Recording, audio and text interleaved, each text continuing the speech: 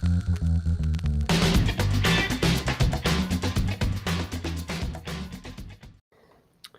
John, thanks for coming on. I really appreciate you taking the time to have a conversation with me. Would you mind telling us a little bit about yourself before we get started?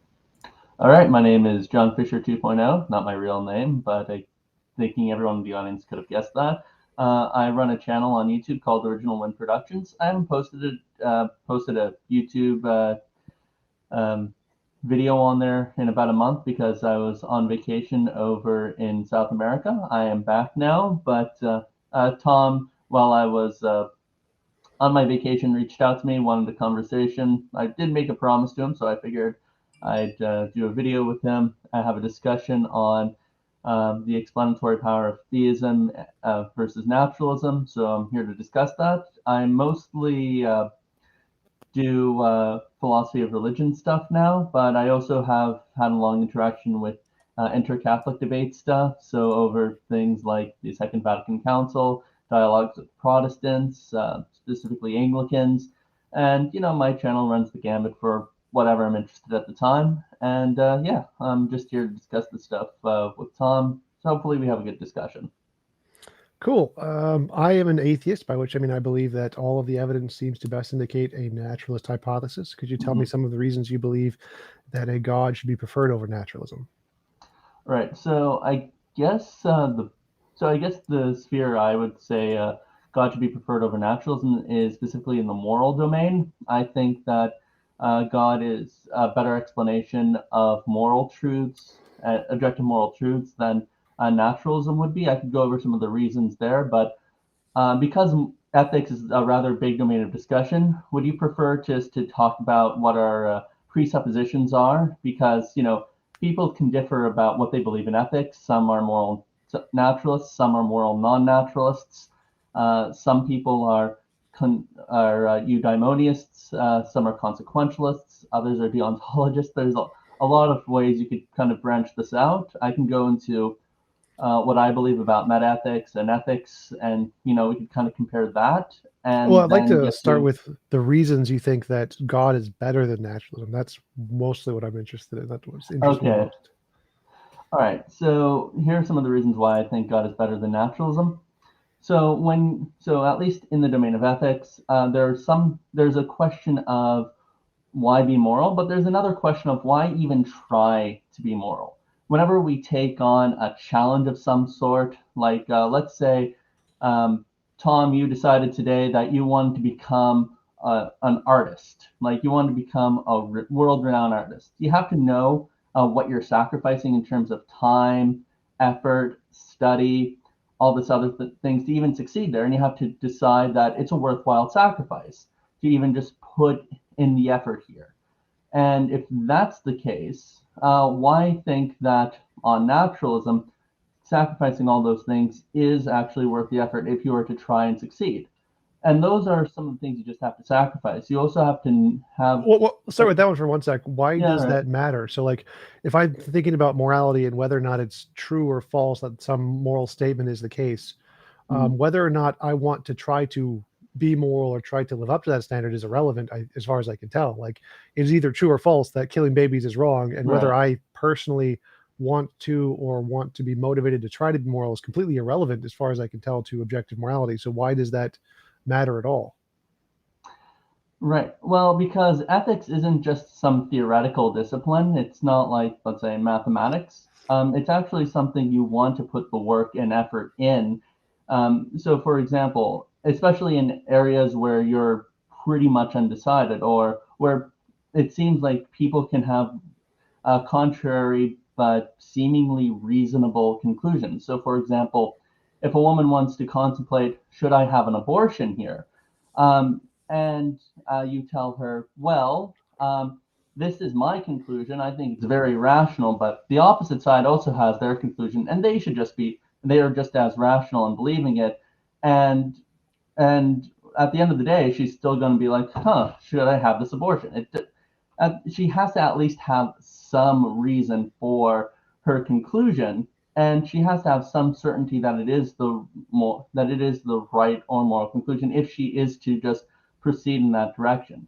If ethics isn't a practical or applied enterprise, then I'm not sure why we should even be bothered with engaging in it. Well, so the first part I totally agree with. So if someone wants to get an abortion and she wants to know if it's moral, she needs an answer. She needs an answer to that question, and that needs to be true. The statement, getting an abortion is moral, getting an abortion is not moral. But those statements seem to be answerable completely independent from her motivation. So say she wanted to be immoral and wanted to do the immoral option. Well, that doesn't affect the answer either way. Or say she didn't care, she was apathetic, amoral, just irrelevant. Again, didn't seem to change the answer either way. And so there seems to be an objective moral truth. It is or is not right to get an abortion. And that statement is going to exist and have moral realism be the case, regardless of whether or not someone is motivated to try to meet that standard. So if we're trying to understand what's the best ground for moral truths, it seems like all we need is the first half. Like, this is a true moral statement. And once we have that, that's all we need. This other thing about whether or not we should try to be motivated to do it doesn't seem to be an integral part of what morality is. It seems to be more of like a pragmatic, this benefits us in some kind of a way, appeal to consequences. So I don't understand why having that aspect is important to the conversation. Right. So a couple of things. One, a moral ought is motivating, independently of whether or not the person desires to do so. That's the difference between someone who's a moral objectivist versus a moral subjectivist. One of the things about objective morality is it stance independent. If it's about the motivation of the person, then it doesn't seem to be an objective thing. It seems to be a stance dependent thing, in which case we don't really need God or naturalism to explain this. It doesn't even seem to be a domain to begin with. Well, so in philosophy, that is not the case. There's moral internalism or internal justificationism and external justificationism. It's not the case that oughts must be motivating. We know they're not. Like, you can know a psychopath can know it's wrong to kill someone and still kill them. He just doesn't care. So we know for a fact moral oughts are not motivating inherently in any humans. That's not a thing.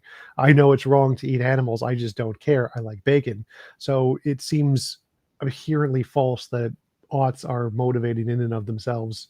And I don't know why. Again, I don't see how there's a connection there.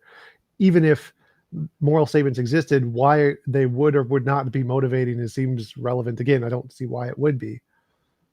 All right. So so you would say that you're, kind of an externalist about this stuff. You have to be motivated to do these things yourself, whether or not these things are objective. Is beside the case. So you can know, for example, that it's wrong to eat bacon, but you could just not care. Eating bacon is a-okay in your books. Is that correct?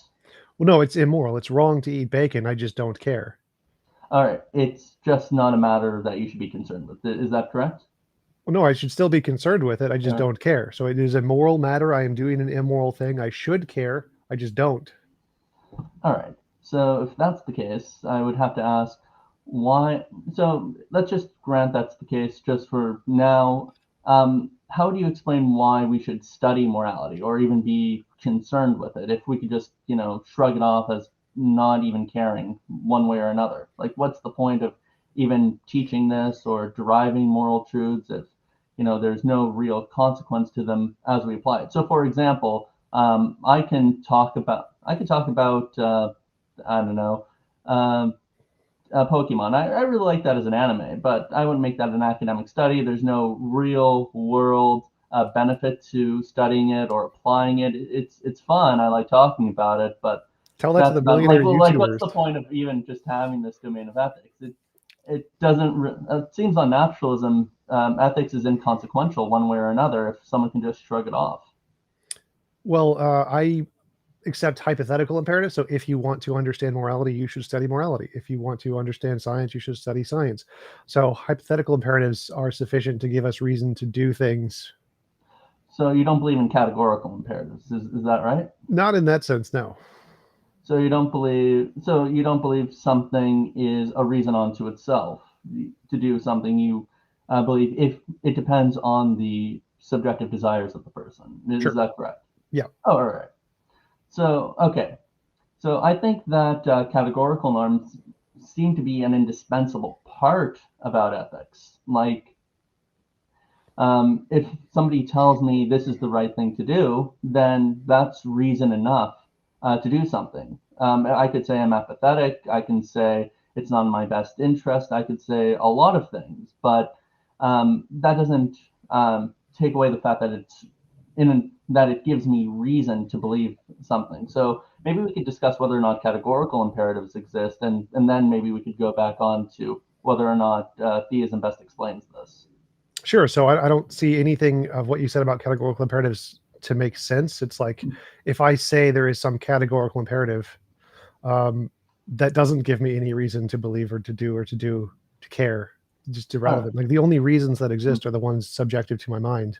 There can't be an external reason outside of my mind because they're all internally subjective. But there can still be a truth of the matter. It can still be objectively true. Killing babies is wrong, and so that's a fact of the matter of the universe, say, and that it is true that it is moral. If I wanted to be moral, then I would do the moral things. Like if it's true that 1 + 1 = 2, and I have a hypothetical imperative that I want to be in alignment with math, I will do math as 1 + 1 = 2. Doesn't mean I have to. I can start using taxi cab math and do zeros and things, but so the fact of the matter is completely irrelevant from what I want to do. My wants and desires are totally just subjective. So it seems like tying in these kinds of categorical imperatives are just making it inherently subjective. You say, no, morality is subjective because it must have reasons, and then it just stops being objective.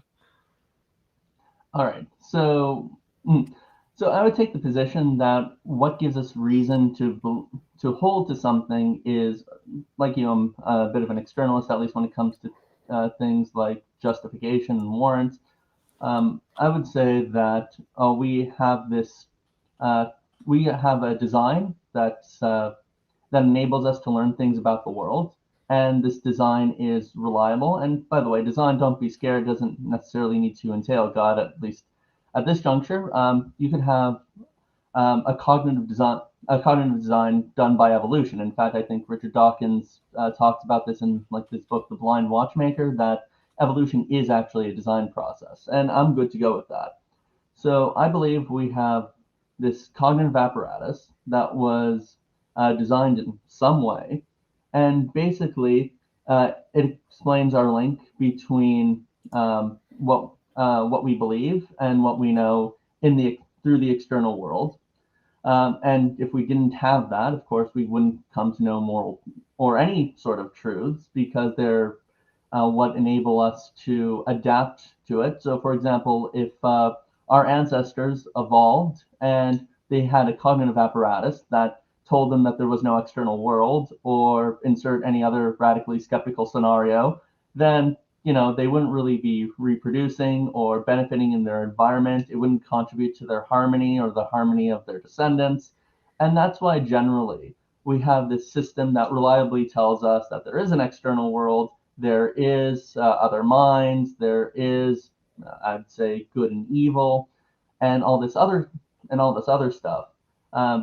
And those in part lead us to have beliefs that are either derivable through how they function, so through science or through logic or through rational thinking, or just as like this properly basic fundamental stuff to allow us to obtain all the other bits of information. What I have said, is there anything you disagree with me so far? Well, I reject properly basic beliefs. I think the entire Reformed epistemology is fundamentally flawed. Basic beliefs are fine, properly basic or not, but I don't see how anything that connects to. I don't see how any of that connects to categorical imperatives. Like, yes, evolution gave us beliefs, and they work. Yes, I'm glad, but that's not a categorical imperative. So, do you have? All right. So, you don't believe in any properly basic beliefs. Like, do you think you could show that the external world exists? That's a basic belief, not a properly basic belief. Properly basic is a specific subset of basic beliefs that was invented by Alvin Plantinga in his Reformed epistemology, which is complete bunk. So I could accept basic beliefs and just reject Plantinga's properly basic beliefs entirely. So it sounds like you're just describing basic belief. Making the difference is. No, this is in philosophy. Basic beliefs predate Plantinga. Plantinga did not invent basic beliefs. I know, I never said he did, but he invented properly basic beliefs. Properly basic beliefs is something he invented. what's the okay? I'm still not sure what the difference is exactly because you haven't told me. There are different entailments in Plantinga's reformed epistemology. So properly basic belief is a subset of his reformed epistemology. His reformed epistemology is bunk. We can go into that if you want. Subset? You're just saying he's wrong. Yeah. So if his properly basic belief is on this precondition that anything that is useful in a society and has to do with a fundamental thing can be called a properly basic belief, he's been criticized by saying, based on his definition, anything that any society thinks is fundamental can be called a properly basic belief. Can voodoo be called a properly basic belief? He's like, well, yes, if that's what they genuinely think is the fundamental nature of reality, which leads to an arbitrariness problem of his properly basic beliefs. So it's false. Okay, so I'm not using, so whatever the case it might be for Plantinga, that's not how I'm using it. I'm just using it as a synonym for what you would call proper belief. And notice I haven't even invoked God in this at basic all. Belief. Yeah, I'm just using it as a basic belief. The only thing I'm saying is that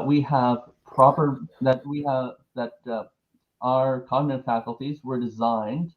I'm not saying how they were designed. I could leave it up to a creator. I can leave it up to evolution. I can leave it up to whatever we would agree with, or whatever would be the least controversial thing between us. But the point is, it's designed in some way.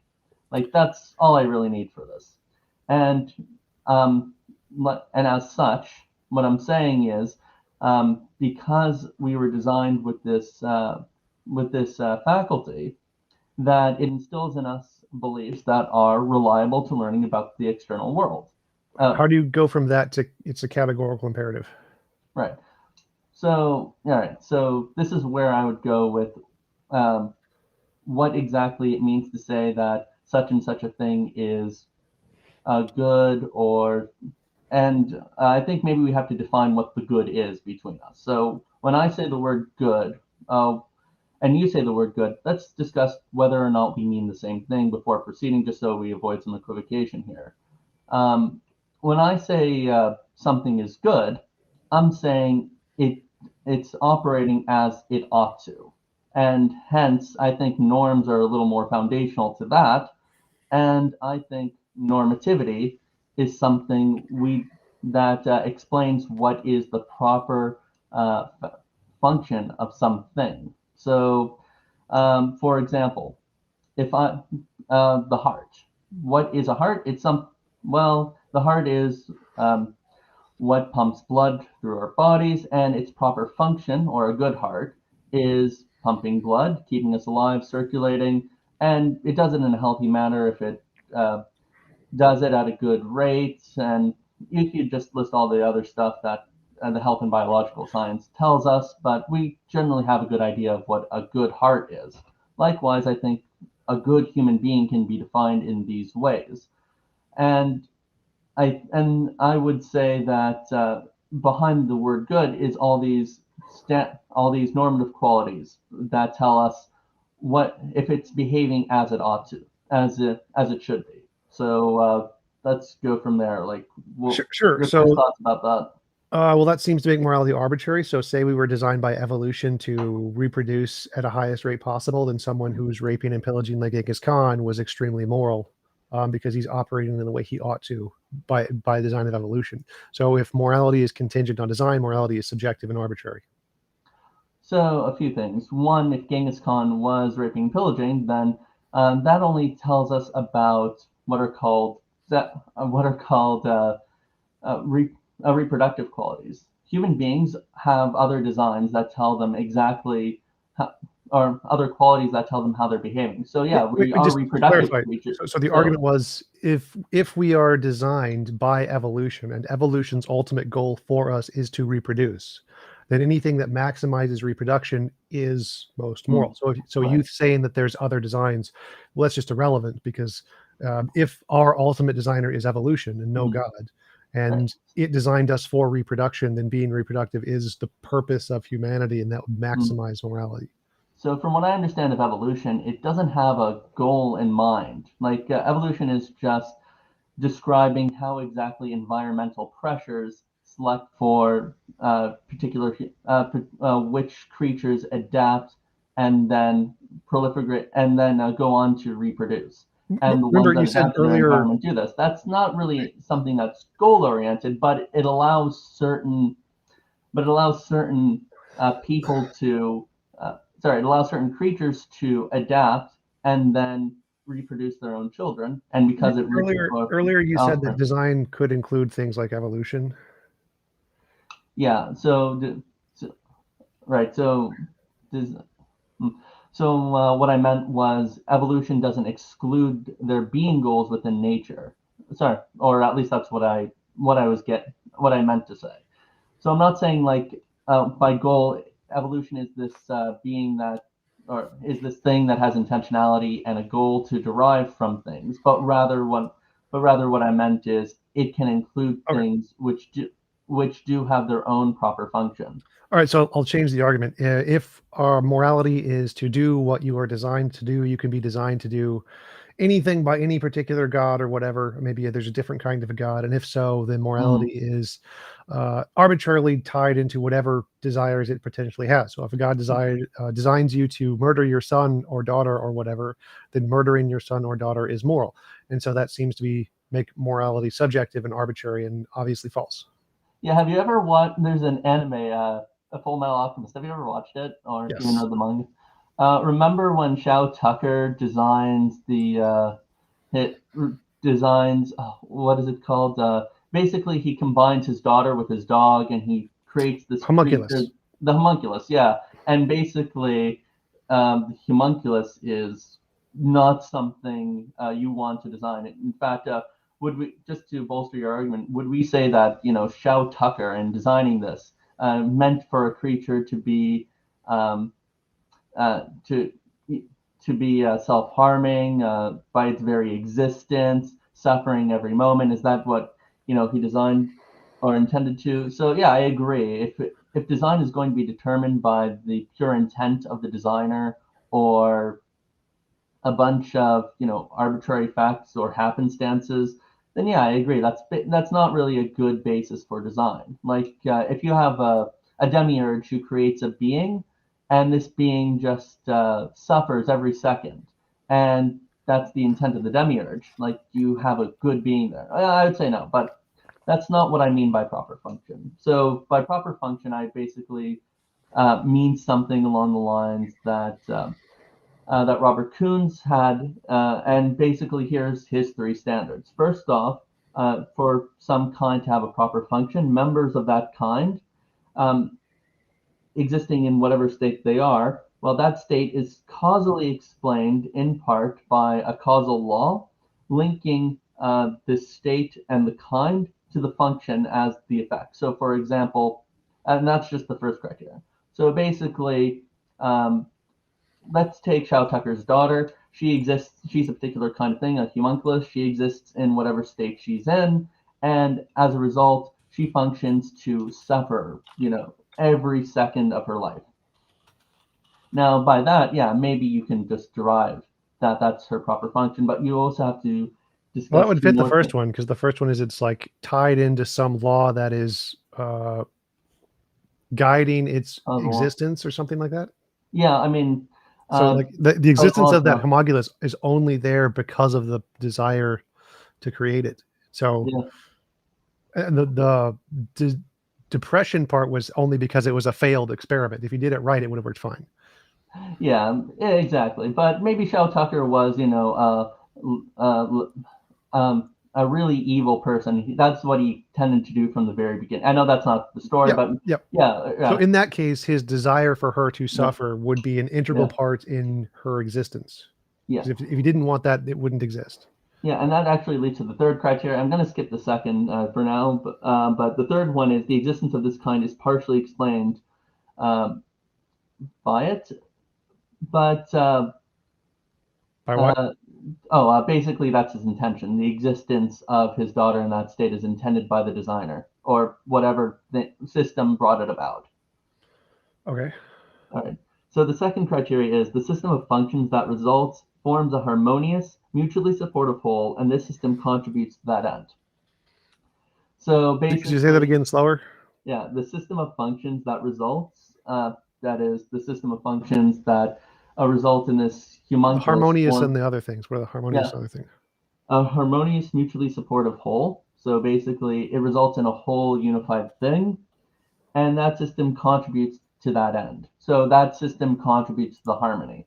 So basically, the very fact that Chow Tucker's daughter survives and is walking about, well, her sufferings basically have to contribute to that end. But I don't think you could really say that, because if she didn't suffer, as you said, she'd been walking around just fine. So it doesn't really seem to contribute. In fact, if you were just suffering day in and day out, that would seem to be going contrary to what to even just not attempting suicide.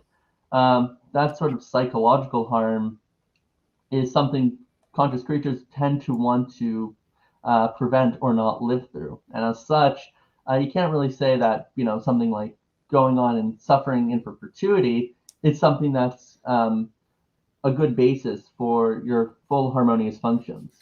Sure, but this seems like an arbitrary criterion. It seems like what must be moral must be what I want it to be, kind of a principle. No, not what I must want it to be, but rather what contributes to the harmony of the whole. No. So I'm saying that psychological one sec. That principle, so that premise seems to be, I want morality to be a pair, therefore morality must be a pair. Like, it doesn't seem like there's any justification for that principle, that criterion for what morality must be. It seems like something Kuhn's added in to eliminate things that don't agree with his hypothesis for no reason. It's arbitrary. I'm going to add in a random premise to say that it must be my conclusion. Yeah, I'm going to disagree with you here. Usually when something exists to fulfill an end, its parts also exist to fulfill that end. They work together to that. So if you have a heart that pumps blood, and there's something in there that just doesn't work to that end, or in fact goes against it, then we can't really say that is a thing's proper function. So the heart produces a thump thump sound every time it beats and pumps blood. But we don't want to say that thump thump sound. If you're defining it that vaguely, if you're defining it that vaguely, then her suffering, if that is the end goal, then her whole is harmoniously producing that end, which means it would fit that second criteria. Right. So what you're saying is, because of the very fact that she suffers and she exists to suffer, then the very fact that she suffers actually goes on to support her as a holistic entity. Is that right? Yeah. So if she's designed to suffer and her suffering is the end goal and all of the things about her produce that suffering, then that would fit all three of those criteria that you listed. Right. Well, the third criteria is the existence of this kind is partially explained by the harmony into. All right. And harmony in that case I think there is a bit of force in what you're saying here. But I would also kind of push back here and say part of the reason why Chow Tucker, or a nefarious creator, would create such a being is, he's creating not just a suffering being, but a suffering living being. Any being that suffers is going to be a living being, and as such, there seems to be a contradiction or a tension between the fact that it lives and the fact that it suffers. It's not harmonious. In fact, these that would be things seem to contrast and butt heads with one another, at least as far as I understand it. Well, no, that would only be if you added in that extra premise and say it designed it to suffer and to live. And if you do that, then you get lust, the envy of lust, where she's suffering and can't die because she's immortal, and then you get that end. And so her suffering and her immortality would achieve that goal. And so it seems like, based on your criteria, whatever the designer intended, as long as he maximizes that thing, then that's moral, which seems like a terrible definition of morality. Right, but even lust herself in suffering is also not a harmonious creature either. My point is whether he does a good job in designing that whole living part, or by going on forever or not, that's not really tangential. It seems that there is no harmony in being a living being and being a suffering being, because suffering goes contrary to the ideal of living.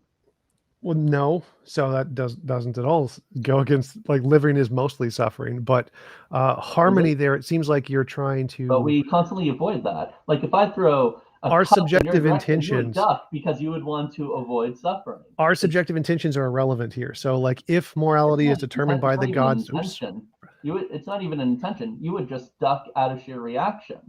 Like, if I throw somebody in an ocean, they're going to swim even if they have suicidal intentions. Like, we struggle to survive, like, it's No. not even an intentional thing. It's even pre-intentional. Like you just do it. Subjective intentions, like whether it's subconscious or conscious, make no difference here to the argument. So the argument here is that you're saying that you could say, just like theists say, God may have some sufficient reason to allow this apparent contradiction. Well, God, the designer may have some sufficient reason to see this contradiction, even though there isn't one. Like there is no contradiction with allowing someone to suffer and live, because in order to suffer, you must live.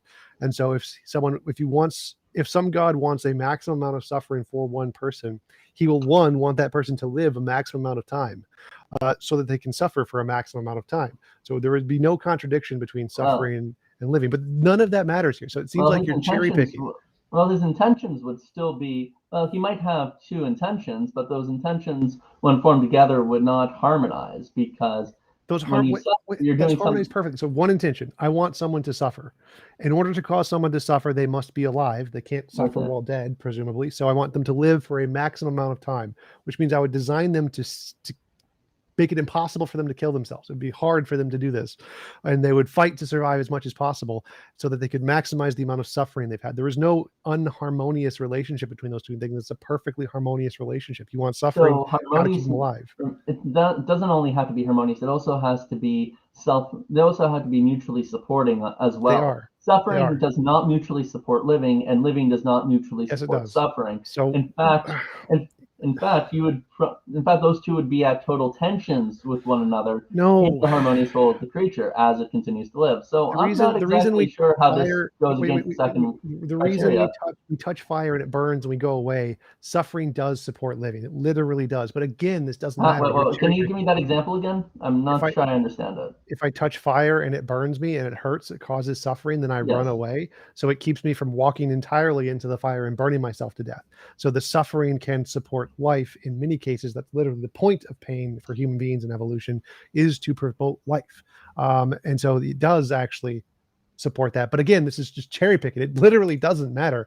You're just trying to arbitrarily say, I don't like the way this system works. I do like the way this system works. This one's intuitive to me. This one's not intuitive to me, which is literally irrelevant here, because this is just to take go back to the original argument.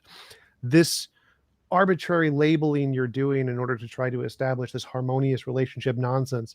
I don't need that in my worldview. This is something that this is a big problem that you have in your worldview, but it doesn't exist in mine. I can just say moral is that which corresponds to the law and nature, problem solved. I'm done. I don't even understand what that's supposed to mean. But moral naturalism. It's just moral naturalism. Not sure what that means, though. Like, what are you even saying with that? Well, that's okay. You don't need to understand what it means. The difference here is making a point. Let me make the point first. So the point here is that you have to go through all of this mental gymnastics to try and assess harmonious relationships and design intentions, which are just irrelevant. Like I don't need that. There's no reason to think design has anything to do with morality. There's no reason to think harmony has anything to do with morality. All this is just arbitrary stuff that you seem to have to go through because you've adopted a God-based morality, whereas I can just say morality is that which corresponds to some moral object, and I'm done. I don't need to do any of that.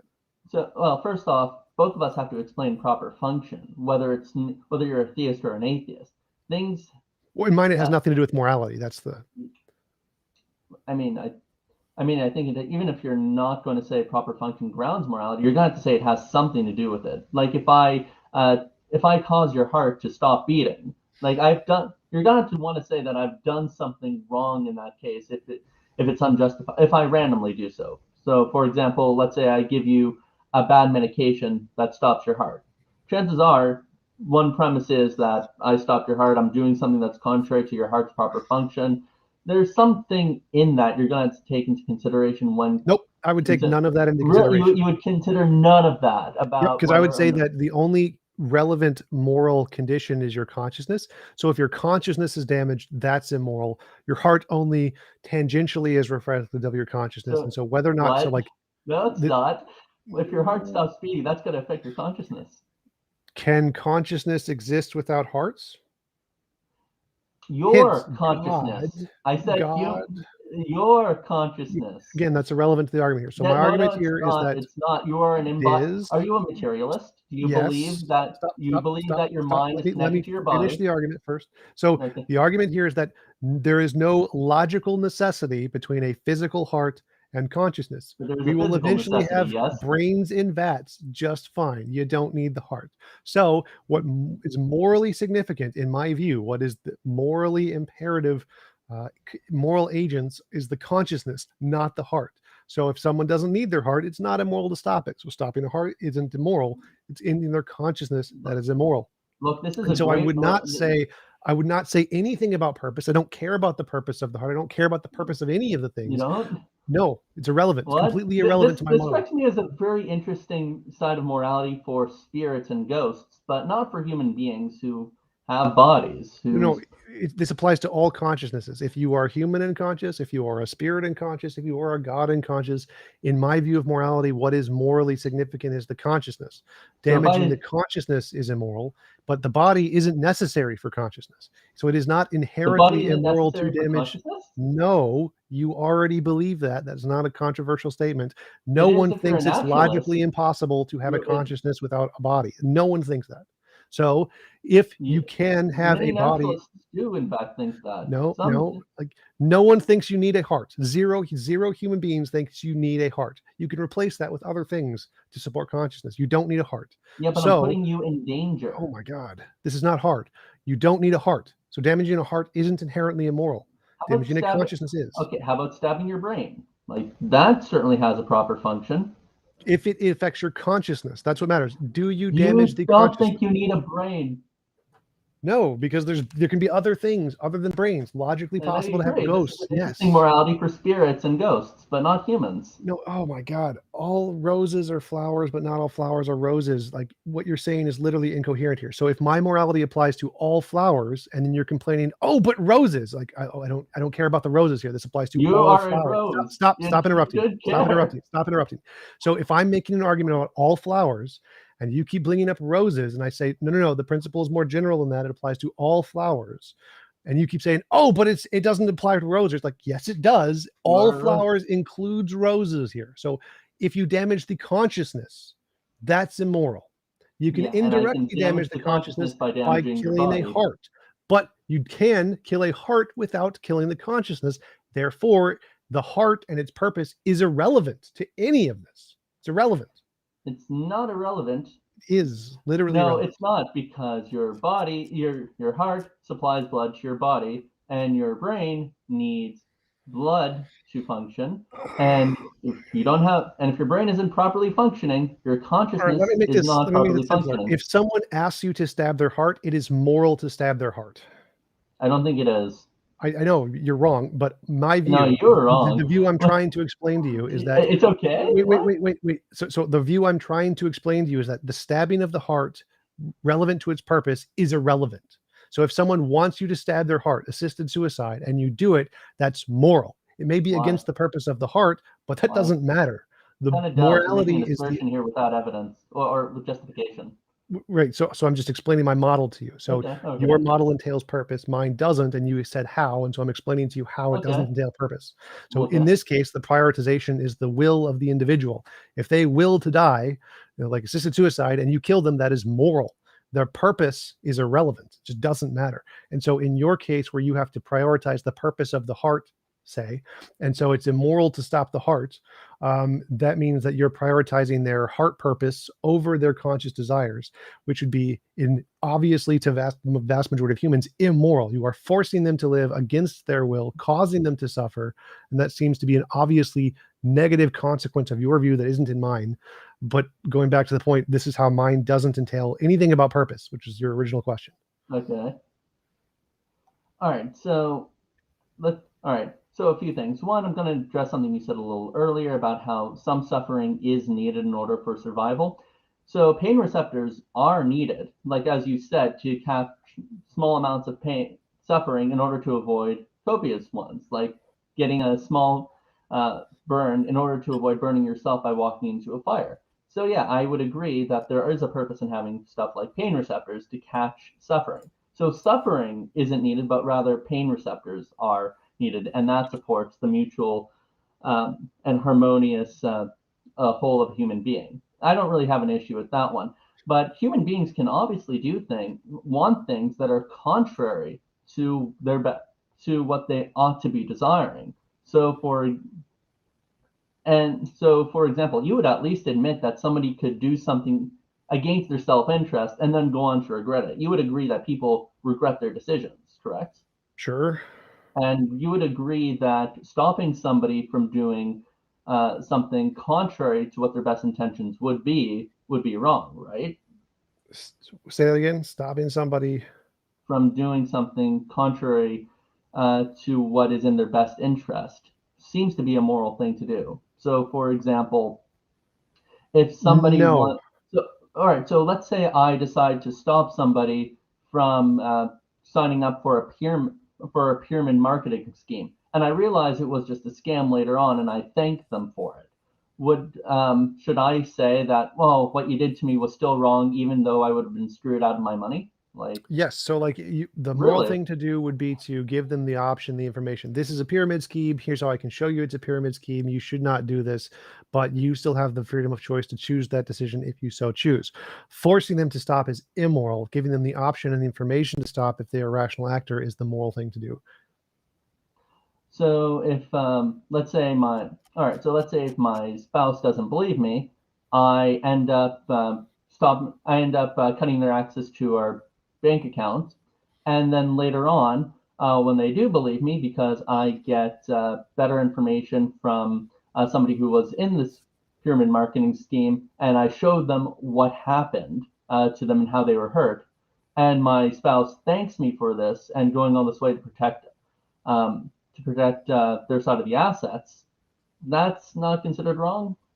Like it Well, seems to me like in this in the case where you have situation, shared assets and you have a right to your assets, that's fine. If it's a different person you have no right over, yeah, it's wrong.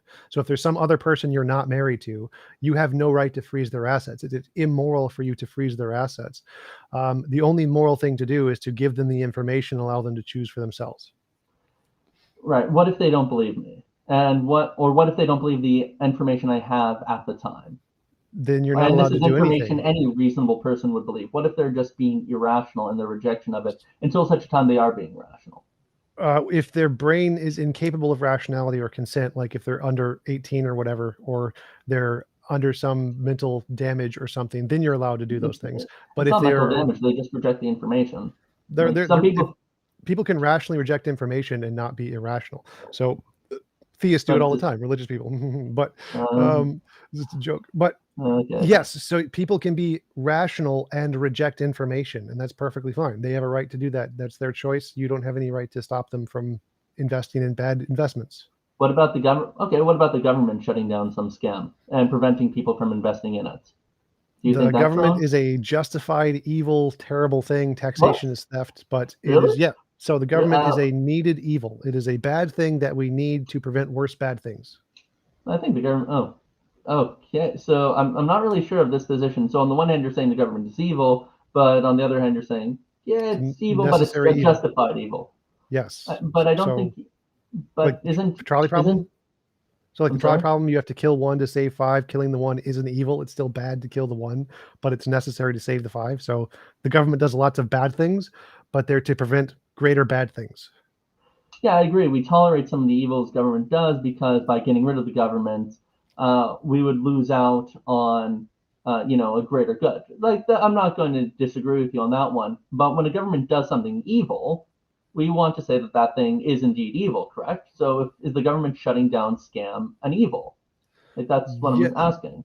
it's a lesser evil than allowing it to live. So it is an evil. So shutting down a person's freedom to do whatever is an evil. Like putting people in jail is an evil, but it prevents them from harming other people in society, which is a greater evil. So yes, any kind of like forcing people to give their money to taxes is an evil, but it's a justified evil. So anything that government does to force anyone else to do anything they don't consent to doing is an evil. Some are small, some are not so small, but those evils are tolerated to prevent greater evils. That if we didn't have stoplights are evils, then there would be more deaths by crashes. And so we tolerate stoplights, which is a small evil, to prevent the big evil of lots of deaths by crashes. All right. So you believe that the government giving information that such and such a thing is a scam is good, Well, right? But yeah, that'd be moral. that's moral. But shutting down the scam, that's the evil. Yes, any involuntary imposition of will is immoral. So when the government comes down and shuts a scam that could potentially take people's money, leave them homeless or destitute, that's still evil because Yes, that that is a seems to, minor evil, like putting someone in prison to protect the society from. So let's say there's a murderer and you put the murderer in prison. That's an evil. You have confiscated their will without consent. They don't want to be in prison. You force them to be in prison. That's an evil. But it's a minor evil compared to what would happen if you let them run society and just murder people. So we tolerate the minor evil to prevent the major evil. So yes, stopping anyone, any involuntary imposition of will, any stopping anybody from doing anything they consensually want to do is an evil, but it's a minor evil to prevent a major evil. So it is a pragmatic thing, not a moral thing. I think, yeah, I think it's much more intuitive to say that, and I'm not saying intuitions are arguments here. I'm just saying that on the face of it, you would at least agree that the that throwing people in prison who take away people's home, money, finances that they use to support other people, that is an evil, but the idea that A and that's necessary a evil. greater and but letting these people out and loose scamming other people, that's okay so long as they're not as they're not coercing people. Like, is that what I'm That would be understanding here? Because I think that the government imprisoning somebody doing all that is actually a commendable thing. I think someone who's trying to take away your assets and trying to make sure that people's family are fed and taken care of, I think that's a commendable thing. And I yes. think that person doesn't deserve to be out free in the first place if he's doing that. So if But if it's I like the took your trolley position, problem. I'd have to believe in the opposite, that what that person is doing is fine No, because he's not doing anything against somebody's will, but the government is stopping somebody's freedom. no. So again, like the trolley problem, killing one to save five is one immoral action. You've killed one, and five moral actions. You've saved five. So if the government shuts this thing down, they have done one immoral action. They've stopped this person from freely doing whatever they're doing, but they've saved all these other people. Sure, those could be considered moral actions. So the moral actions are more than the immoral actions, but they've still done an immoral action. So, all right. So they've still done an immoral action, even though they saved people's homes, assets, made sure children aren't Yes, trolley starving problem. because of Killing the one bad is problems of still their immoral. parents. I've answered this like 10 times. So yes, in the trolley problem, killing one is immoral. Forcing someone in prison, putting a murderer in prison is an immoral action, even though it does a lot of moral actions also. So any involuntary imposition of will is an immoral action.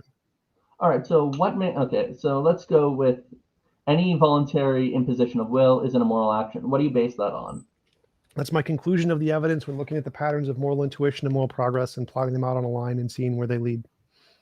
Yeah. Okay. Can you provide me with this study of what I guess is a long series of looking at human history, anthropology, Yep.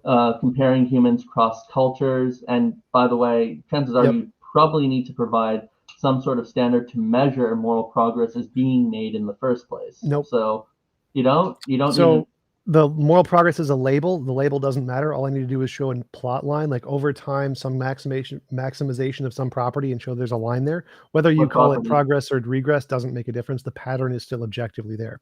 So I'm going to So, call it moral progress because intuitively it feels more like progress to me. But what you call it, I don't care. I don't care what you call it. There is objectively a pattern there, and that pattern is supported by evidence. And I think that if we maximize this pattern and go to the end goal of this pattern is a world where it's impossible to force anyone to do anything they don't consent to doing. Now, you can call that immoral if you want. I don't think it fits, but that's up to you. It doesn't make a difference. All that matters to me is the pattern. And so, yes, I that can show you the pattern of moral progress, looking at societies, women's rights, gay rights, LGBTQ rights, workers' rights, animal rights, the progress over time as you gain in resources and gain in intellectual capacity, the scope of morality increases such that the significance of moral actors grows to categories that we didn't entail before, and it seems to, if we take this to the extreme, it'll apply to all conscious entities, and that any involuntary imposition of will is immoral. Therefore, the best of all possible worlds is one where a world where it's impossible to force anyone to do anything they don't consent to doing. Yeah, it seems like this moral property you're looking at and seeing its maximization over time. I think I'll just use what you kind of accused me of doing. I think that that's the whole arbitrary thing in question. You're just looking at the things you like and then just seeing how they're maximized over time. What? At least that's the impression I'm getting. So Wait, when you I'm say not that I'm not quite following here. So like, what is this moral property you're following and saying is being maximized here? That's what's confusing me.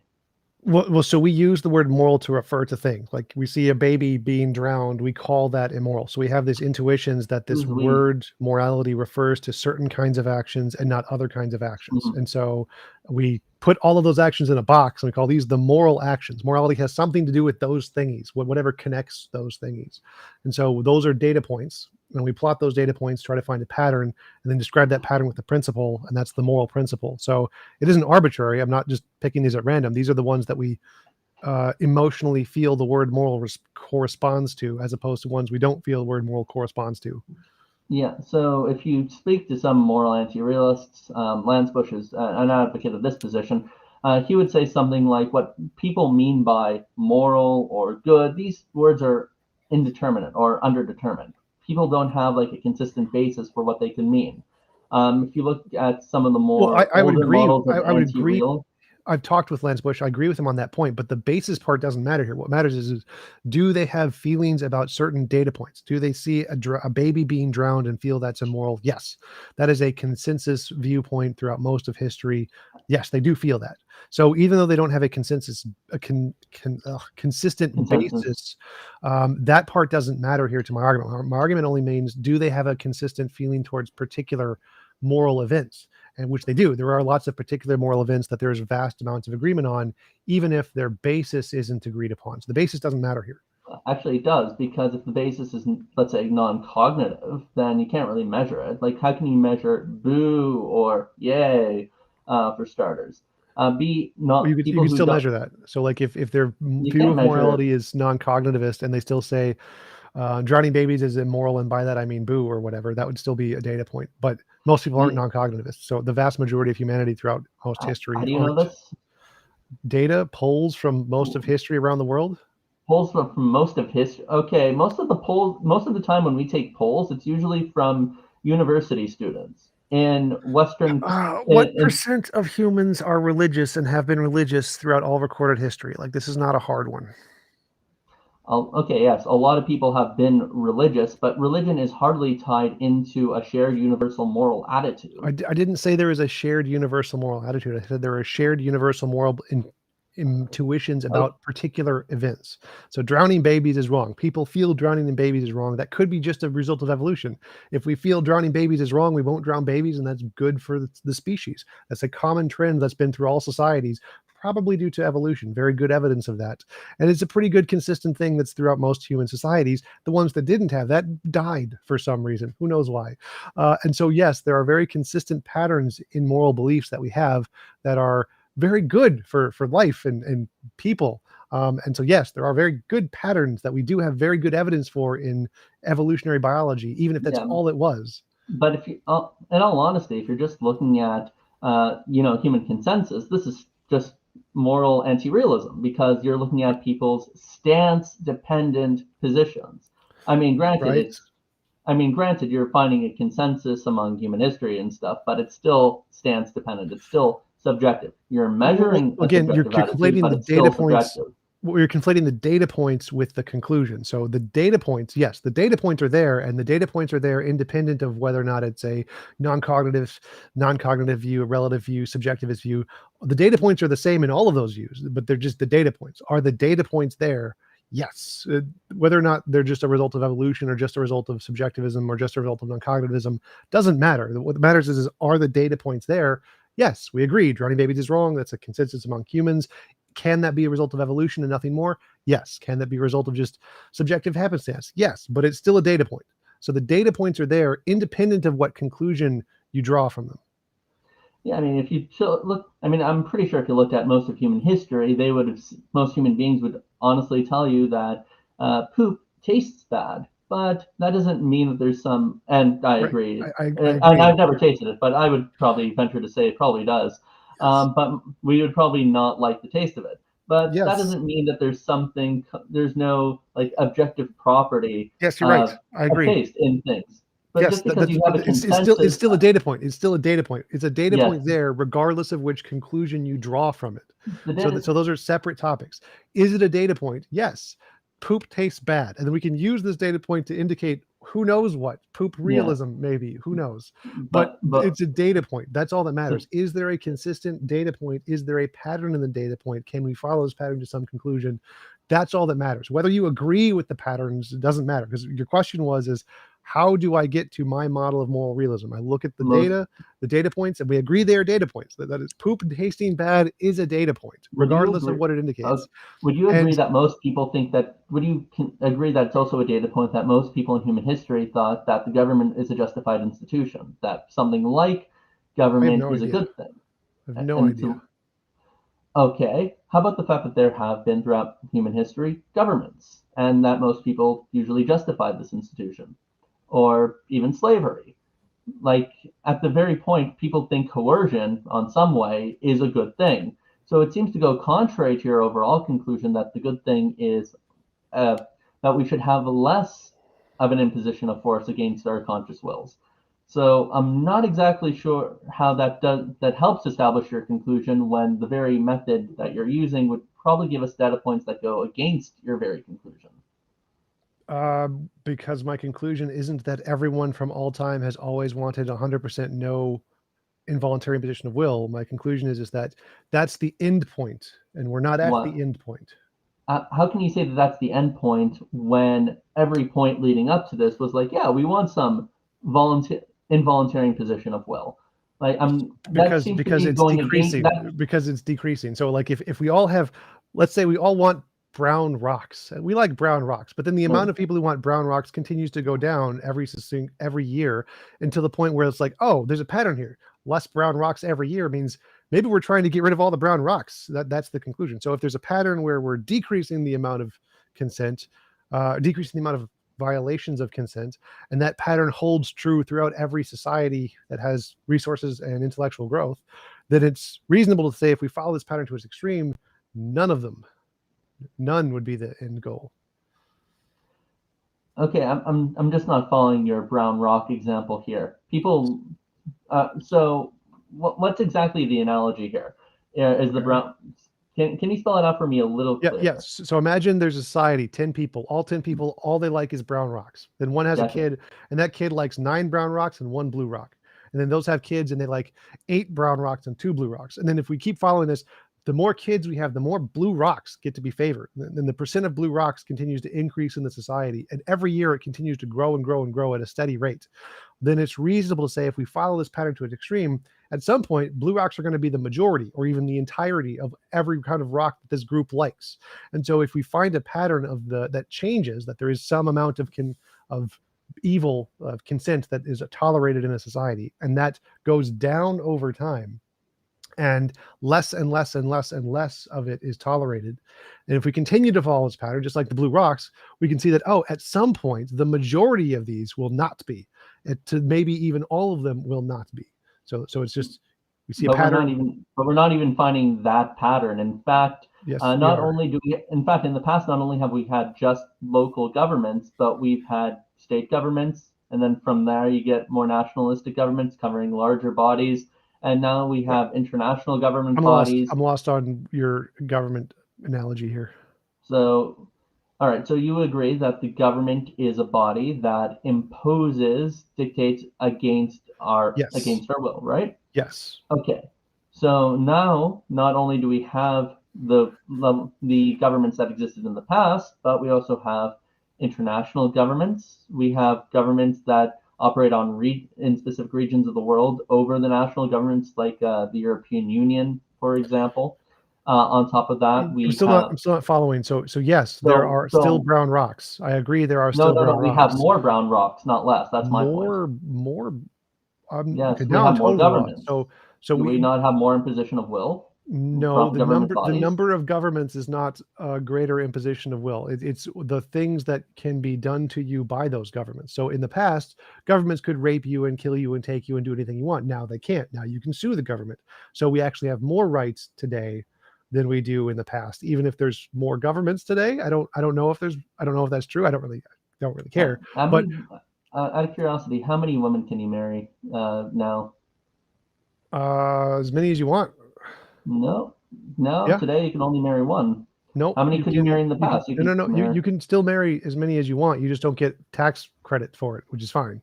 That's not marriage. It is.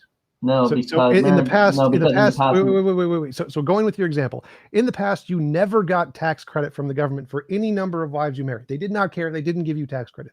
Now they give you tax credit for one wife, or multiples in the case of Mormons if you don't, there's single mothers. So now the government gives you more rights, more ability to do things, more freedoms than you had in the past, obviously, regardless of the number of wives. One wife, they give you significant amounts of tax relief, whereas in the past they didn't for any number of wives. And you can still marry as many wives as you want. It's just not going to be as like a legal tax break thing. So even given your standard, today we still have more rights. In the past, the people who would get married to multiple wives were rich and didn't need the tax credits. However, because they were rich and everyone else was poor. Like that's also a good example of. No. All I'm saying is you didn't really need that. And second, you were talking about imposition, not necessarily not what you just had the ability to do based on your resources. Today we have more resources, yes, but poverty wasn't an imposition against your will by someone outside. So just to clarify, imposition means even nature doing something against your will. Even nature. Yeah, so like rock falls on you, that's immoral. So nature is evil? Nature is horribly evil and kills more of us than anybody else. Yeah, I think in order to be evil, you have to be some sort of moral agent. You have to be considered blameworthy or praiseworthy for your action. I think we're using these words in very different ways. Definitely. I think that if we compare say we maximize the view of morality, whatever it is, and if it's only based on having intentions like what you mentioned, then it wouldn't eliminate many or the vast majority of the evils in the world. Like in Christianity, there's these things called natural evils, and I agree with those. I think there are natural evils like tornadoes, hurricanes, earthquakes, whatever, and those kill lots and lots of people. And I think morality as a term is a more powerful term than good or bad. I think it means something more significant. And so just to say that a tornado is bad doesn't encapsulate the evilness, the natural evilness of those things, and that we should be fighting against nature to try and stop it from killing us just as we do other people from killing us. And so I think that the term morality in the future, as we've seen in this pattern of morality, will be outsourced to see things as, regardless of intentions, any imposition of will is going to be immoral. We even see that in progress today among determinists, because our brains are just matter. We don't really have intentions, but it's still morally significant because you're imposing on somebody's will, regardless of your intention. So even if you have a brain tumor or something, you're still going to be held accountable to some degree. So it seems like the pattern would indicate that's going to be also a part of the conclusion, that morality will expand to the scope of anything imposing on your will, not just other agents. Okay. All right. So for you, any imposition of will is, this immoral. thing forbids me from doing what I want, therefore it's evil, right? Those are just synonyms, I guess. Imposition and stopping me from doing something I want. Yeah, like that's what I'm getting from you. Stopping me from doing what I want. Is that basically? As long as it applies to yourself and your property and not other people, yes. All right. So what if I wanted to rape somebody? It only applies to yourself and your property and not other people. So if it applies to other wills, then it can't be an involuntary imposition of their will, because that would be immoral. It's their property. So it applies to yourself and your property. Right, but why should? All right, fair enough. But why should I want to do what I want? And if somebody stops me, that's evil. But why can't? But why is somebody else's will? Why am I obligated to not forbid them from doing what they want to do? What? I'm saying why is it evil for? Why can't I just say it's evil for anything to prevent me from doing what I want to do, but it's okay for me to do something against the wills of others? Well, you could say that. I just think it wouldn't correspond to the objective fact of morality. I think there is a fact of the matter. There's like a moral law, like a law of gravity, and it has a fact of the matter. It's a law? Okay, yes. How does it exist? It's like a quantum field, like every other law. What? There's a quantum field of morality? Oh, go on. Yes. Moral naturalism. There's a quantum field of morality. Yep. Really? Okay. Yep. More How plausible do than a you? god. I don't see why it's funny. There's a quantum field of morality. All right. Yep. So that's kind of the point. Is like you keep arguing that God is a What's more a plausible explanation. It seems how do odd to we? me. Okay.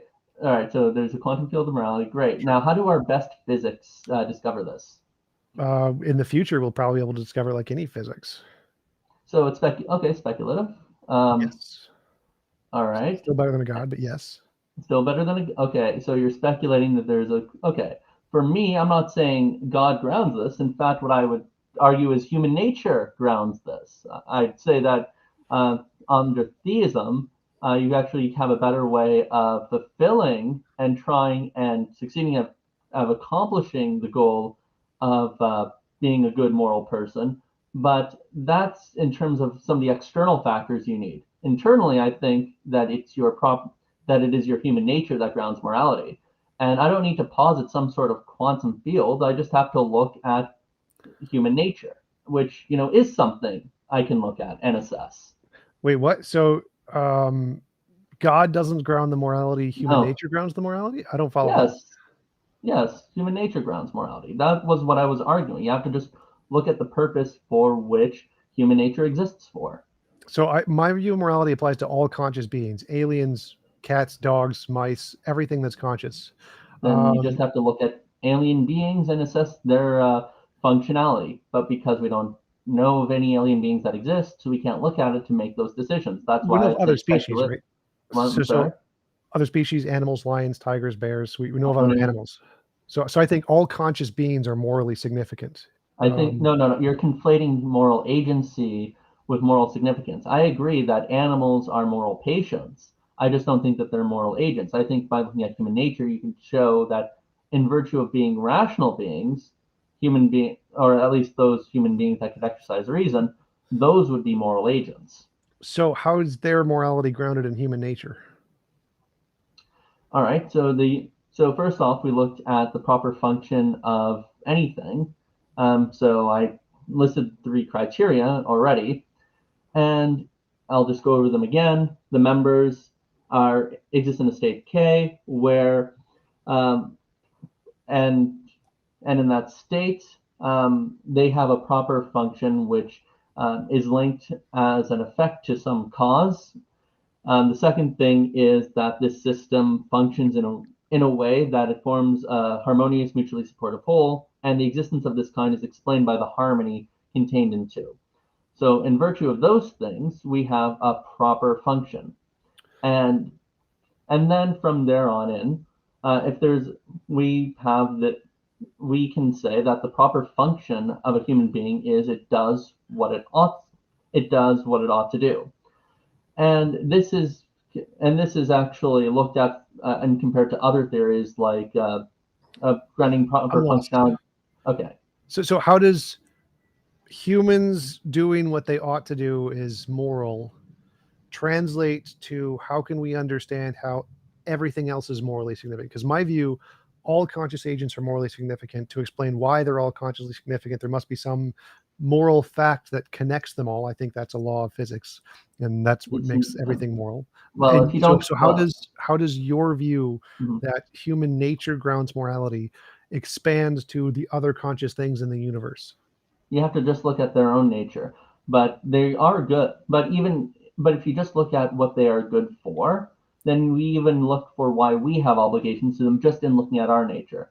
So, for example, let's take animals. Part of being a good human being is being a good social being. And any good social being which would cause harm in animals, well, you could expect that they would also cause suffering in other human beings. So humans have reason to treat other conscious creatures, specifically animals, with a way that avoids their suffering too.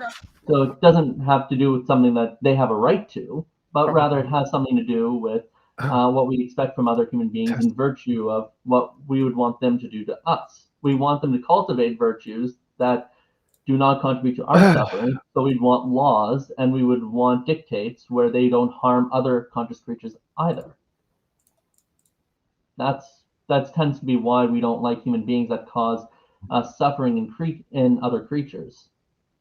Now, of course, there might be some overriding reasons like food, but in general, we don't want them causing pain for no reason. Can you hear me? Testing. I can hear you. Well, I dropped my keyboard and it disconnected my microphone. It's fine. So my position here is like, or my question here is like, so say we maximize your view of morality as a perfectly moral universe. What does it look like for bears, for tigers, for all the animals? What do they just keep doing the things they're doing? Are you okay? Yes. Okay, sorry, you were just doing the thing. Okay. So tigers, bears. So there is no such thing as a morally good universe. I don't know what that means. So So like a universe in where morality is maximized. So in mine, it would be no conscious thing could force any other, or no thing can happen to a conscious agent without his consent. That means fish can't be eaten by bears unless they consent to it. Deers can't be eaten by tigers unless they consent to it. Nothing can die from old age. My morally perfect world where my view of morality is maximized, there would be no lions killing other things. There would be no people killing other things. So right. if we accept your definition of morality, what would the morally perfect, or the world where the morality is maximized, look like? Well, first off, I don't even understand what kind of world that is, because if, let's say, you have bears and lions that aren't carnivorous, well, I don't know how they would, what kind of creatures they would be. Lions and bears. There's lots of ways to do that. So we can like Star Trek and just Star Trek them artificial meat or whatever, and that'd be fine. But that's a different question. So my question for you is, I'm not sure if we maximize your view, strikes me as magic, but okay. So science, but maximize your view. So if you maximize your view, science you don't understand. I would just say that's magic at this point. But but just putting that to the side, I would say that it all goes back to the word good. Like there's a philosopher I really like by the name of Peter Geach, and he said something about the word good that I think just holds really nice. How do you spell that? Geach, Geach. Atheist? Yeah, but yeah, to be fair, he wasn't. I'm asking to invite him on in the future, so keep going. No, he's dead. Oh, damn it, that's gonna be tough. Yeah, I don't know, maybe Star Trek him. Yeah, I'll just Jesus him back from the life. It'll be really great evidence of the resurrection. All right, but okay, so he makes a distinction between what's called an attributive adjective and a predicative adjective. So, and this goes into what the grammar of good means. So let's say so a predicative adjective has a difference a predicative adjective has a difference between an attributive adjective, because a predicative adjective can be split without losing its meaning, and of course its truth preservation can be preserved categorically. So what do I mean by this? So if I say Mackie is white and Mackie is Y, then I could say then I can say that Mackie is a white Y. But if I was to say, Mackie, Mackie is white, all that stuff. But if I was to say Mackie is X, Mackie is a big X, all X's are Y, Mackie is a big Y, that would be invalid if it was an attributive adjective. So so here's what Mackie is. Mackie is a dog. So if I was to say Mackie is a white dog, and then I was to say Mackie is a mammal, could I say Mackie is a white mammal? Would that hold logically? Would that be valid? I have no idea because I'm not following. I'm still trying to like figure out how this connects to answering my question. Because I'm saying that good belongs in one category and not the other, and this makes certain inferences valid or invalid. Well, so like I'll get back to your question, I promise. But let's just go. So because my question was, if we maximize your view of morality, what would the world look like? And you're saying that those are two different categories. So my view is that we are in a morally imperfect world, and it can be morally better. And you're saying there is no spectrum there. What I'm saying, okay, so what I'm saying is, because the word good or great or whatever is an attributive adjective, then it makes no sense to say that worlds themselves can be good. Oh, right. So I agree. I can just grant that for the sake of the argument. What I'm saying is, if we have a world, and in this world there is some property of morality, and we maximize that property, it's like becomes a law of physics, and everyone is forced. It's not universal. I'm not saying it's what I'm saying is it can't be universalized in the same way between all creatures. Is our world perfectly moral? So let me ask you this question. One second. Can I say that a mouse is big and an elephant is big? Sure. Yes. But would you say that a big mouse is the size of a big elephant? No. Yeah, exactly. So so it all depends on what noun is being modified by the word big. It in the same way it works for good. Because I just want to clarify. So that's fine. So is our world morally perfect? No, it's not. Okay, so there can be other ways the world could be morally better than our world. Yes. Okay, and so say we take your moral spectrum, whatever it is, and we go to the very, very, very extreme of where it's the perfect moral world. What does it look like? Are lions and bears still doing the same thing, or are they doing something differently? What are humans doing? We're probably in heaven or something, I would guess. But what does the world look like in reference to these things? You're saying, would lions and bears not exist? Would they just continue to be doing the same thing they're doing in that world as they are in this world? What is the difference between that world and this world? Yeah, so I would say that lions and bears would just be where they're at. Lions and bears are not moral entities. Are not moral agents. A good lion in fact, is a lion that's able to hunt its prey, to catch it, and in fact, any good example of its prey is able to outrun it. The fact is that because there's tension between these two animals, that's good mutually for both of them, because what's good for the lion is bad for its gazelle that it's chasing, and good for the gazelle, it's bad for the lion.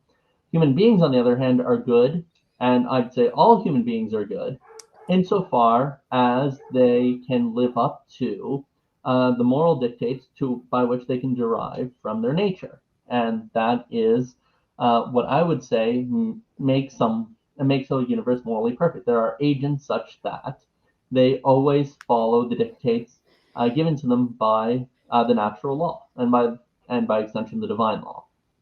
Perfect. Yeah, that's exactly what I was asking. So if we compare your view of the maximally perfect world to mine, and mine is where it's impossible to force any conscious agent to do anything they don't consent to doing.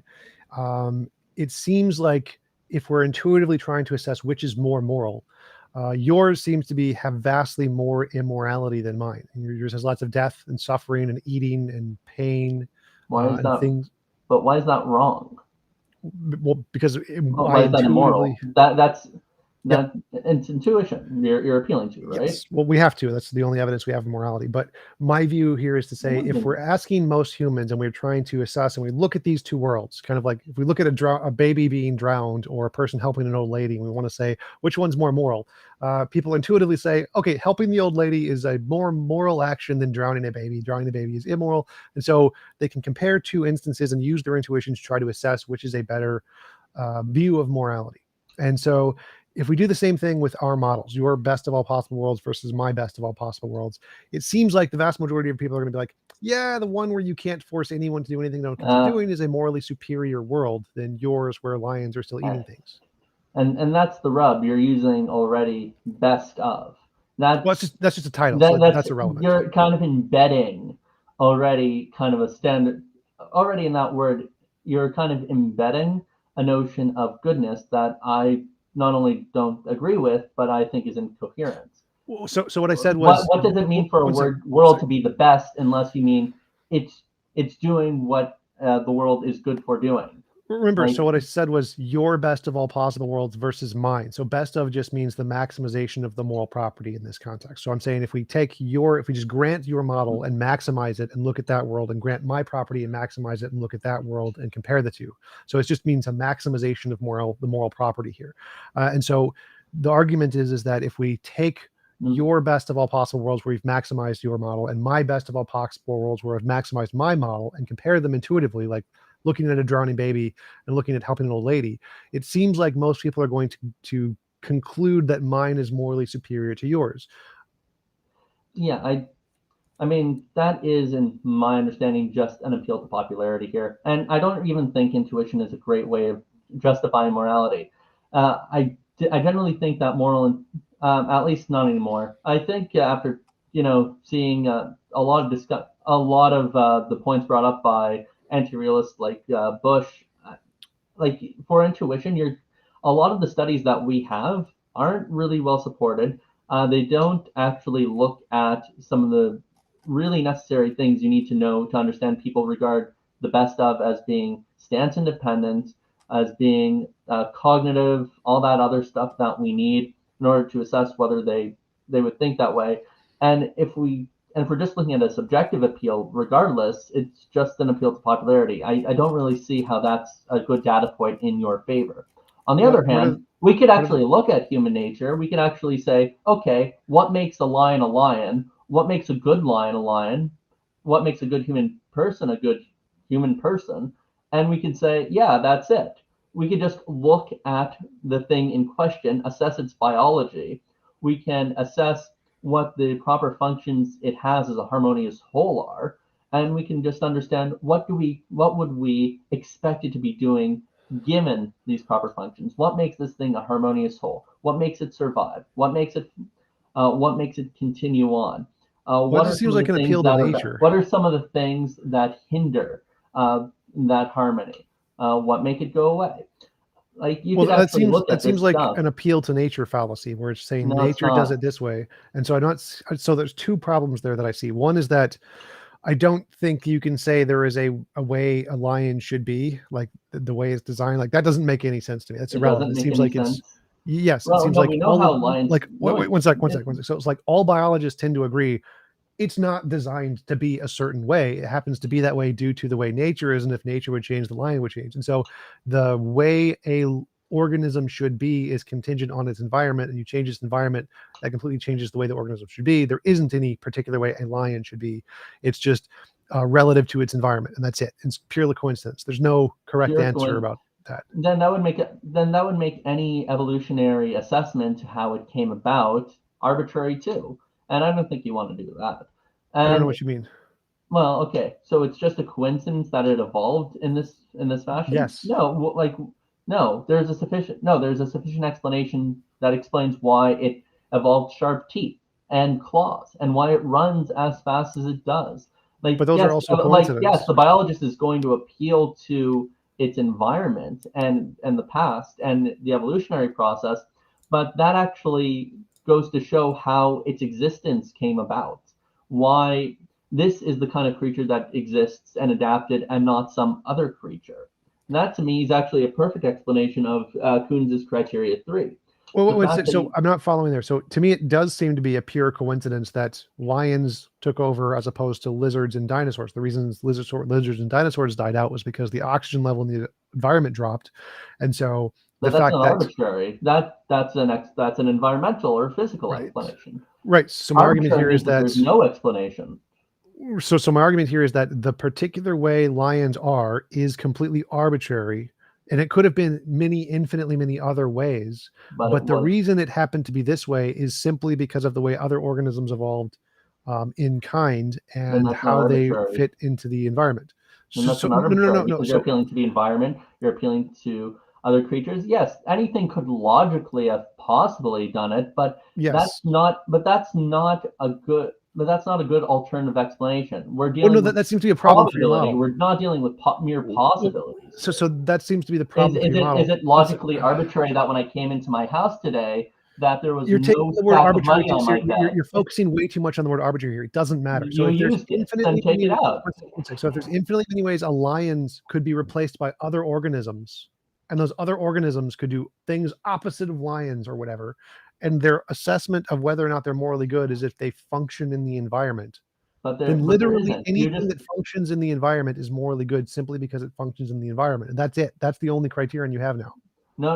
Appeal to nature fallacy. Okay, first off, you already detailed explanations for why lions and certain other creatures took over and not others. That's an arbitrary. That doesn't matter to the argument. You're avoiding the argument. Just because you could point out that it's logically possible other creatures could have came about doesn't say that what you gave me, what happened was arbitrary. When I came into my house today, and I found that there was no bag of money on my bed, that's not arbitrary. There's a good reason. Can you address the arguments? The argument here isn't about the word arbitrary. I don't care about the word arbitrary. It's meant to convey an idea. Your model states that something is morally good if it survives well in nature. And then you assert that it's surviving well in nature, you interpret that to be its purpose. but that's arbitrary. Like that could be anything. Anything could do that in any way. There's no consistent pattern there. It's just whatever happens to work in nature. So this is an appeal to nature fallacy. If it survives, it is surviving for its purpose, which is therefore moral, which doesn't work. Secondly, again, no one thinks that this has anything to do with morality. Purpose design is irrelevant here, but it still seems to lead to the conclusion that you just arbitrarily said, if it survives in nature, it's moral. So if it survives in nature, it's just a good instance of what it is. So I'm not saying it's good because it survives in nature, but because it can survive in nature, it has some sort of property that dictates it is a good species of its kind. It's a causal explanation for why it came about, at least in part, that it can have. That doesn't make sense. So like, say there's an animal that is in an environment, but if we introduced a new animal like bullfrogs and they eat all of the old animal, but we just haven't introduced bullfrogs, and they're still working the way they should. So like, because Australia, this has happened where you introduce one animal to a new environment and it just kills all of a different animal.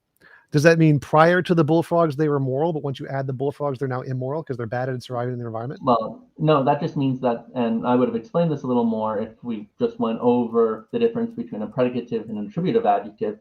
It would just mean that the bullfrog is a bad animal for the native animal. But on the other, that's good and bad are relative to the kind of creature we are dealing with. It's grounded in their, that's why it's grounded in their nature. What is, just like a good lion is bad, like one that's fast or one that has sharp teeth and sharp claws is bad for a gazelle, doesn't mean that the lion is bad in and of itself. It just means it's bad for the gazelle. The bullfrog is just bad for the native animals of Australia. But this is why the bullfrog is still good for the environment. That's why you don't look to the externals of the animal to. That's why you don't look to the externals of the animal to dictate what is good or bad for it, but you look to the animal itself. Well, we're literally looking to what's external, the environment, to determine whether it's good or bad for the itself.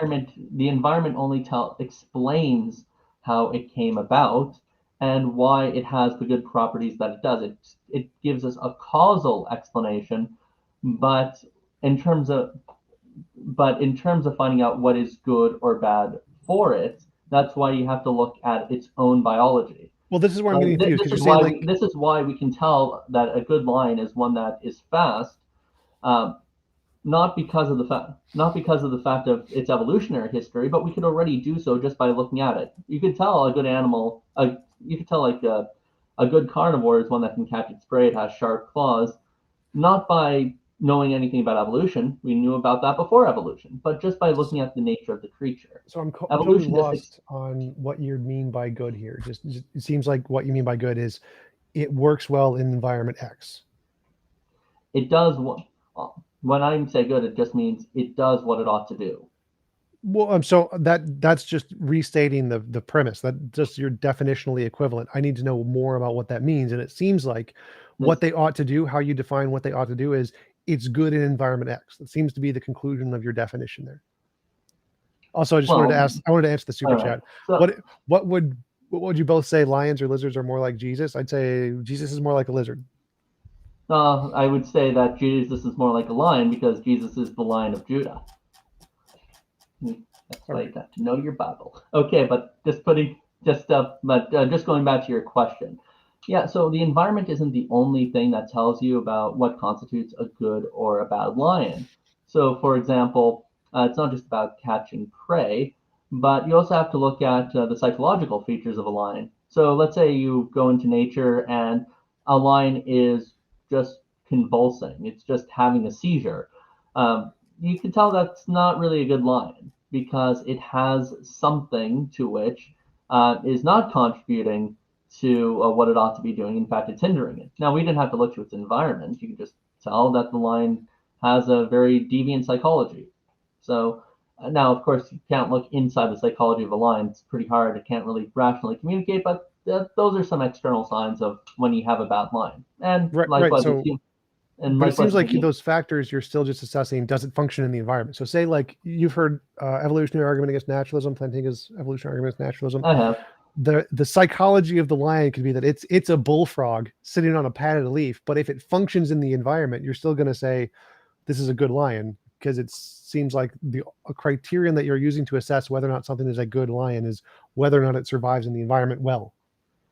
I mean, that's a part of it, but also a good animal is one that has a good psychology. Like, even if I'm not sure what it would mean for it. I'm not sure what it would mean for something to have like a bad psychology, but function well it's in an environment. Well, like the Plantinga example. So think that there's the lion who's in the Serengeti, but he thinks he's a bullfrog. So the lion thinks he's a bullfrog, and he's sitting on a padded leaf and just trying to eat flies or whatever. But it's actually a lion on the Serengeti chasing down a gazelle. No matter how wrong its psychological beliefs are in correspondence to reality, those beliefs could lead to survival actions. And so, would this lion who thinks it's a bullfrog be a good lion?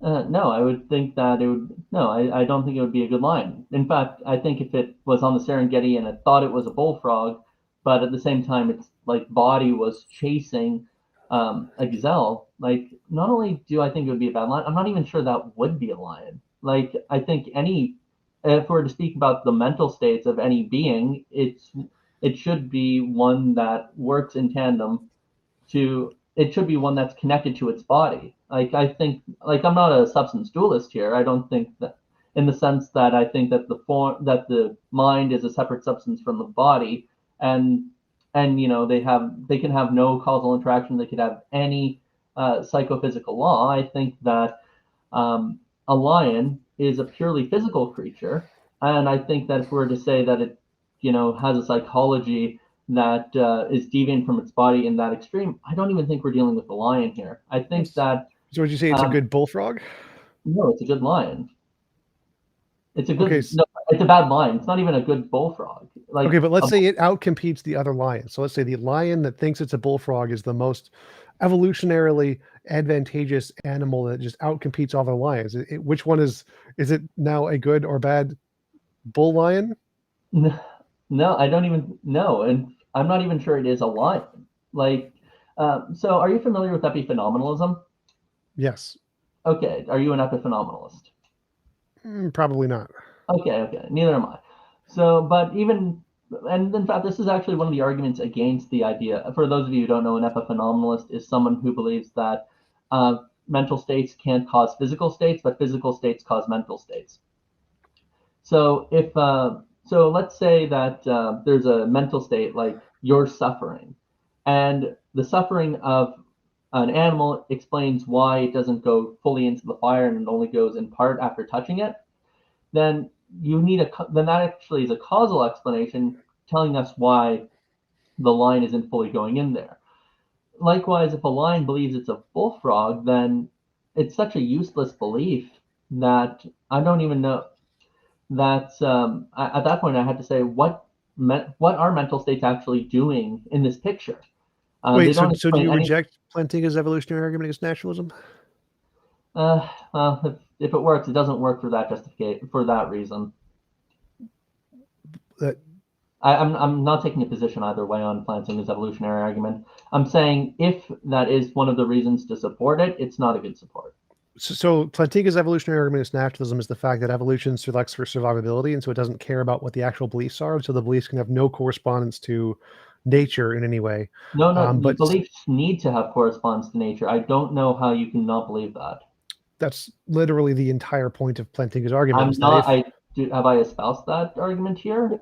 No. So I'm bringing it up as an example. I'm saying. Okay, but I don't agree with it. I think Plantinga's. So okay, so that was what I was asking. Do you reject Plantinga's? Okay. Like I'm not.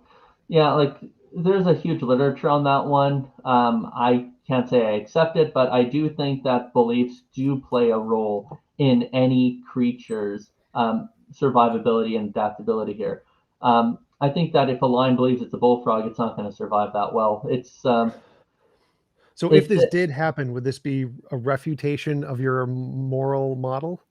Sure, but I think if that did happen, it would be a refutation of my philosophy of mind too. But okay. I'm pretty sure that beliefs have some sort of evolutionary explanation to why certain creatures adapt. Okay. Like if not, then Thulu asks, it's a good lion if a lion eats a gazelle. It's a bad lion if a lion dies due to volcanic activity, ? is it a bad line if it dies due to volcanic activity? Like, depends. Does it jump? So it would be a better line if it could outrun the volcanic activity. But yeah, lines were not. Lines did not adapt for the sake of outrunning volcanic activity. So to the extent that it is a bad line, I wouldn't say it's exceptionally bad. Like lines don't typically do that. That's not why they adapt. That's not. That doesn't causally explain why they adapted in the way they did. All right. Well, we've been going for about an hour and a half. I'd like to wrap up pretty soon because I'm going to go do some biking and got to get out pretty early. Thanks for coming on. No, was your hair pink at one point? If I might be misremembering. Should be all sort of pink right now, more like a salmon color. It's kind of blonde-ish from where I'm sitting, but it might. But you know what? I was also fooled by the whole dress optical illusion years back, so I might not be a good witness. Oh, yeah. So the pink it starts off as hot pink and then it fades over time, so it doesn't stay pink the entire time. That might explain why I'm seeing things differently. Yeah. So color changing hair dye. Why? It's automatic. It's automatic. It just loses color over time. It fades. Yeah, fair enough. All right. I didn't pay extra for the fluorescent stuff that automatically changes color. That'd be cool though. All right. But thanks again. Really appreciate you coming on. Do you want to give a shout out to your channel again where people can find you? No, my channel's atrocious. No, I'm kidding. So if anyone wants to see my channel, it's Original Wind Productions. The philosophy stuff is just a new edition. Go to the older stuff and you can see more of the Catholic theology stuff. This was an interesting discussion. I hope feel free to invite me on again. Let's see. And if anyone is interested in the whole moral model I proposed, and in a competitive environment that might not be the best one, I have a Medium account. If anyone's interested, you can go to stjohnfisher.medium.com. It's stjohn then fisher.medium.com, and I have 3 articles there defending my moral position, including the logic of it. So if anyone wonders how I'm avoiding these fallacies like the genetic fallacy or stuff like that, feel free. Stupid Monkey Philosophy, that name again is could I perhaps ask you to put the name on the board or somewhere, sure, if that's okay, TJump? Yes. Okay, so it's in the private chat. That's my Medium blog. And someone did say my premise was invalid of going from non-normative to normative, and I do realize that can be a bit of a big deal, but I do think that because of my more reliabilist epistemology, that such a thing is possible. You don't need to necessarily go from non-normative to normative. You could actually just you could actually make what's called you could actually make a non-inferential. Sorry, you could actually make an inference just from a single premise. There are arguments that do such things, and I think that's in my second published article. But yeah, in any case. Cool. What is Medium? Is that like a Facebook It's like thing? Blogspot. It's just like a place to host your blog. Gotcha. Well, thanks again for coming on. I really appreciate it. It was a pleasant conversation, and I will let you go.